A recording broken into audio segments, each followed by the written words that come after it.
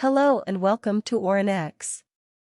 On this tutorial, we're embedding a YouTube video in a modal window using HTML, CSS, and JavaScript. In this video, we'll be showing you how to create a button that, when clicked, opens a modal window containing a YouTube video. First, let's take a look at the HTML code for the button and the modal window.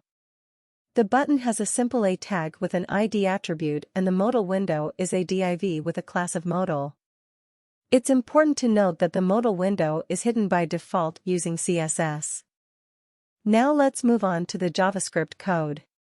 We're using JavaScript to listen for a click event on the button, and when clicked, the modal window is shown by changing the CSS display property. We're also using JavaScript to add the YouTube video to the modal window. As you can see, when the button is clicked, the modal window opens and the YouTube video is displayed.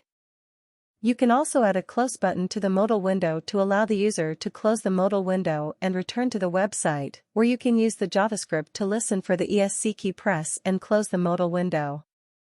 That's it. With just a few lines of HTML, CSS, and JavaScript, we've created a button that opens a modal window containing a YouTube video.